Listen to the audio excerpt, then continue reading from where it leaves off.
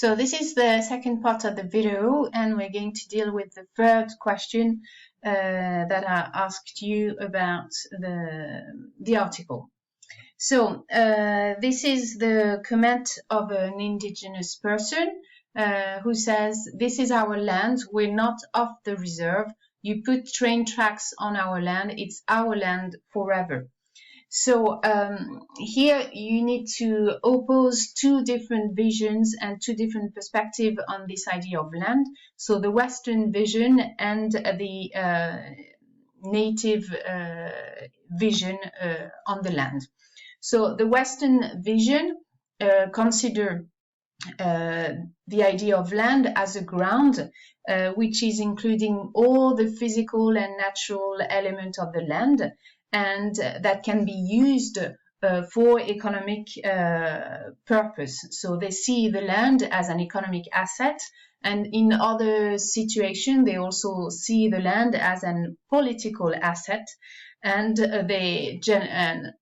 our civilization and our culture promotes the private property of the land. So we are going to see that this is in total opposition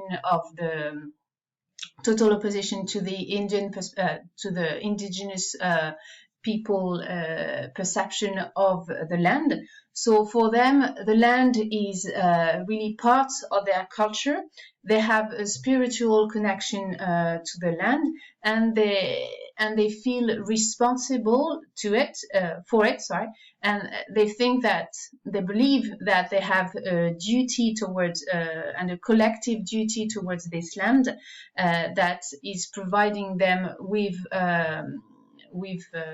things to survive.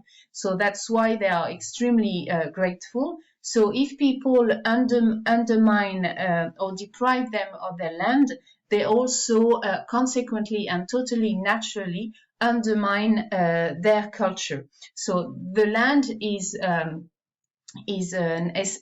really essential to the survival of the tribe, of the clan, of the community, but it's also essential for the survival of their culture. Moreover, the land is a right. It's the right. They have lands, and so they have the right to possess, to own land, and to use these lands. It's as we said before, the land of the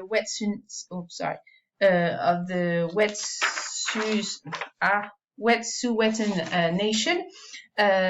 So this land has never been ceded to the government, to Canada.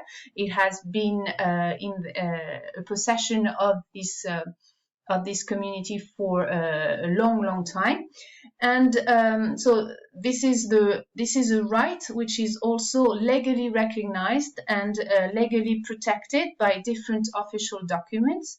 So for example, you've got the Royal Proclamation Act signed by the King in 1763. You've got so this right is also recognized by the Constitution of Canada. And it has also been confirmed by two court decisions, one in 1973 and in 1997, so quite more recently. And finally, you've got the UN Declaration of Rights of Indigenous People, which was signed in 2007. So the last official document which legally recognizes and protect the rights of the indigenous people in Canada and internationally to own land and to possess the land. So a right that shouldn't be violated. Right. So this is it for... so we said that they see the land as part of their culture. They see the land as a right which shouldn't be violated. And so as a consequence, if people trespass or don't respect this right and trespass and infringe the laws, they see it as a form of declaration of war against them and against their culture. So this is it for the article. So Now we're going to move to the essay, so just some few guidelines to help you to find some ideas. So here's the subject. Native Americans are still victims of racism in the US and in Canada as other minorities. To what extent is racism a major challenge to be overcome in Western societies? So what is important, as always, is to define the keywords. So here you've got the idea of racism, Western societies, and this idea of minorities. So racism, even if it seems obvious, you need to define it and to associate it with other keywords, and also to avoid confusion with segregation or discrimination. So racism can be associated to this idea of prejudices, the fact that a group undermine the qualities of another group, and the result is the unfair treatment of the members of this race or religion or ethnic.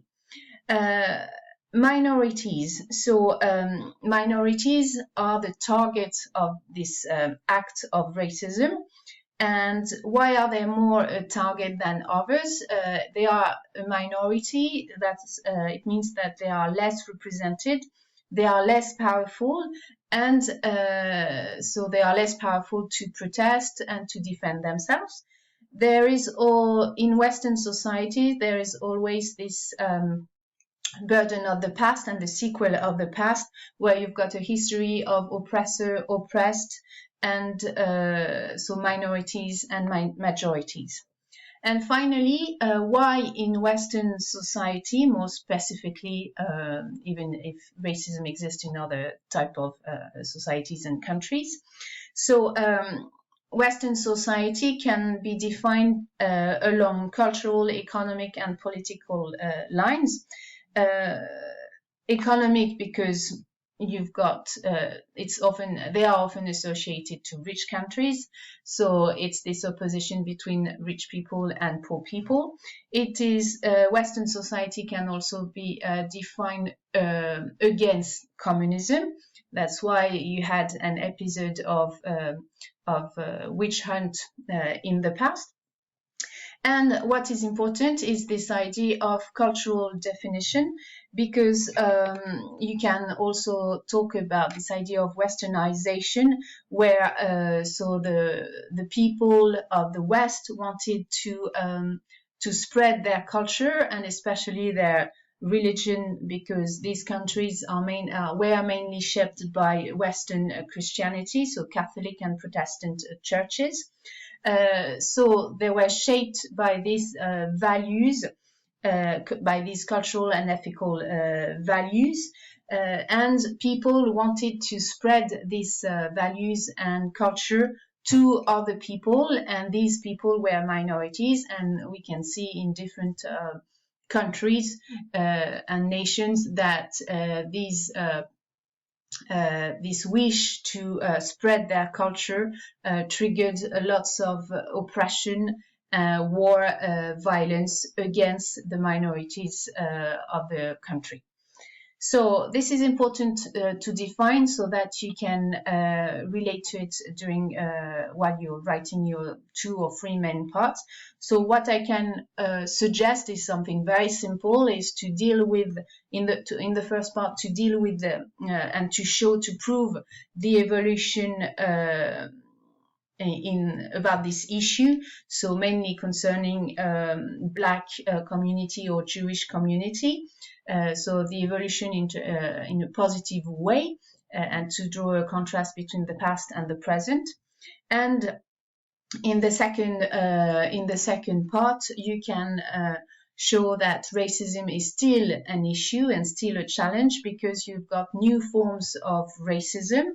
So, for example, racism and prejudices against the Muslims after terrorist attacks, or racism against LGBT community, or you can even talk about prejudices that people started to have against the Asian community and Chinese community, for example, in France, with the coronavirus.